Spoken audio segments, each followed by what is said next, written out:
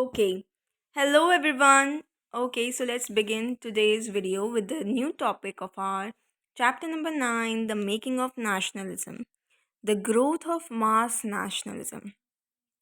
So before this paragraph, what we have studied, before this topic, we have studied about the Lucknow Pact, the INC, the Balpal Lal, then the Lucknow Pact between INC and All India Muslim League. All India Muslim League supported Britishers in Bengal separation. So all of these, after all of that, we have studied around till 1916, right? Now it's time of 1917 and after 1917 and after 1919. Okay, so there was a growth of mass nationalism. As 1919 year came, mass nationalism means people were involving a lot of Indians. Before this, a lot of Indians didn't even know that who came in our country and who are exploiting us. What is that? Who are they? Why are they doing this? What should we do about against this? So they don't know anything about. They were so illiterate that they were just getting in this and doing work, doing hard work as much as they can, and they don't know why are they doing so. Why do they have to do this? Why do they have pay so many taxes? Why are the prices of products are increasing? They don't know. So that is why all of the INC and All India Muslim League try started to resemble people and unite Indians and try to convey their thoughts to them that what should we do. Who are these Britishers? These are the aliens, these are the foreigners who are ruling over us, and we all are Indians. We all make India, so we should be united, and after uniting we have to go against Britishers. This thought was really very important to grow in each Indian. Okay, so, after 1919, a lot of people involved, such as peasants, tribals, students, women, factory workers, as well. Certain business groups also participated in the national movement and supported Congress in 1920s. So, why was this happening? So, basically, the First World War. When does the First World War started? It started in the year 1919. So, as it started in 1919, a lot of casualties came in India. A lot of casualties happened in India.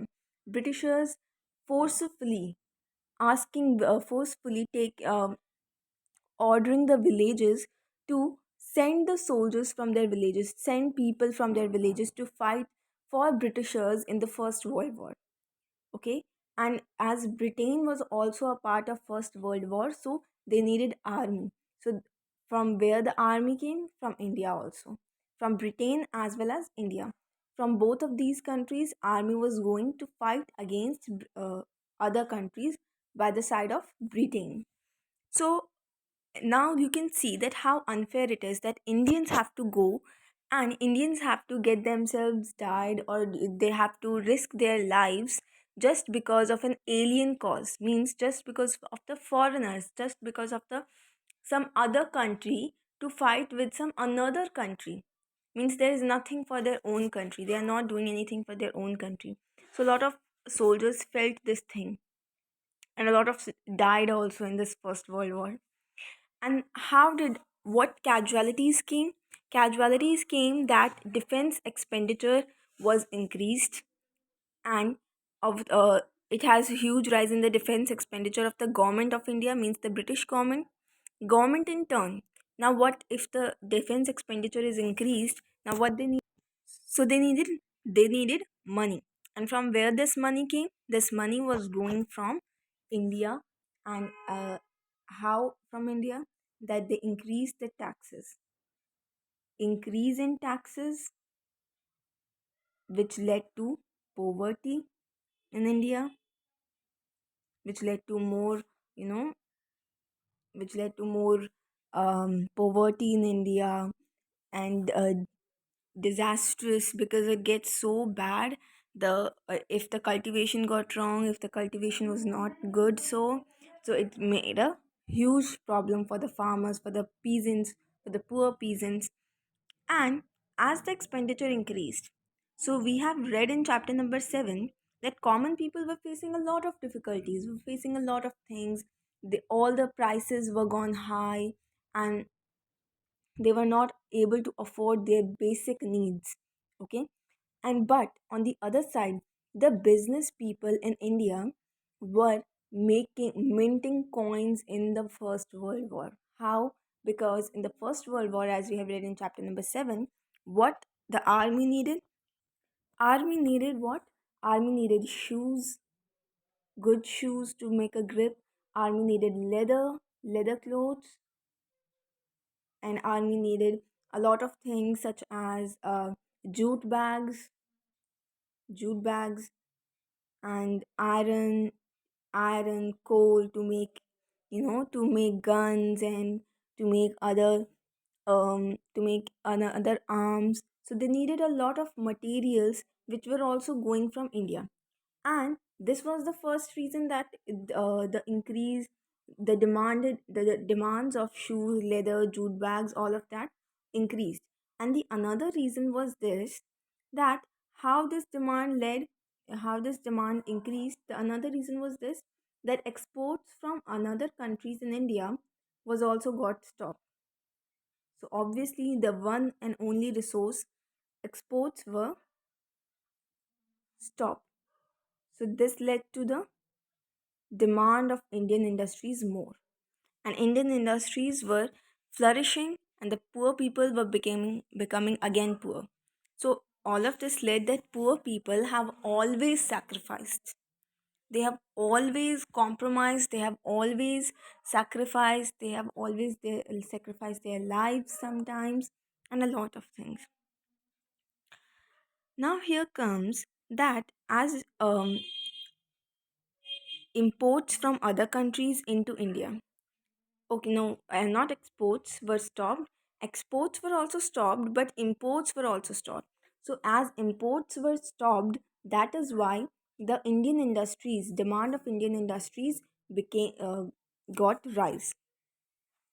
So, Indian industries expanded during the war, and Indian business groups began to demand greater opportunities for development.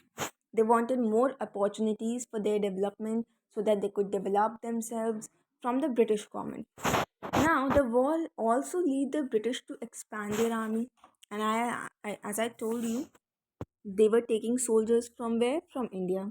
Now, some soldiers also got died in the 1919 World War, and some soldiers also did not die and just fight and came back to India. And as they came back to India, they realized that they got to understand by going in the world wars and fighting for the Britain. They understood that imperialist powers were exploiting the peoples of Asia and Africa. Okay, South Africa, as we know, South Africa has the black people. So you know that in the earlier um, world, Africans, South Africans, means the black people were being so discriminated. Even in their own countries they were discriminated. And other people, slave trade, you will learn about the slave trade in the next class, that there was a slave trade between three countries. And who were the slaves? The slaves were the black people from South Africa, and they used to be sent like animals and loaded in ships and sent to another people, in the plantation industry owners, to the and sold to these owners to work for them. And they were almost treated as animals. They were not even allowed to go meet their families and went to their families, talk to their families, nothing like that. They were so being discriminated during that era. Okay, just because of their color, just because of their race, they were being discriminated. And uh, in India as well, blacks and whites has been done. We Indians were being considered as black people, and the foreigners, who the Britishers who came, were be considered as the white people. So they also used to discriminate us on the color, on the race. Okay, so when the British soldiers went there, they realized that in Asia, the color is not that fair of people, but in the Canada, in America, in Australia, people have really very white faces because of the natural features of that place. Okay, these are the cold areas of the world. That's why they are so white and their skin color is so white. But if you see, the quality of skin is much better in Asian African people.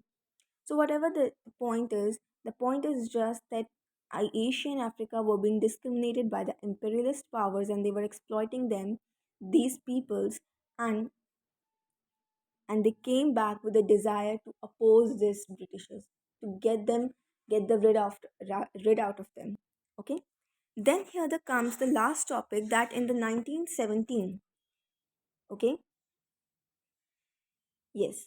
In the 1917, there was a revolution in Russia, which is very popularly known as Russian Revolution. It was done by the workers, okay, factory workers and the people who are working. So this revolution is very famous. You will study about it in the further class. And as here I can say that in India, a lot of Indians were inspired with this Russian Revolution, and Indian INC leaders were also being inspired from this. So that was all. So that was all about it. I hope you liked the video, and if you have any kind of questions related to this topic, please mention in the comment section. I'll definitely answer. Thank you. Have a good day.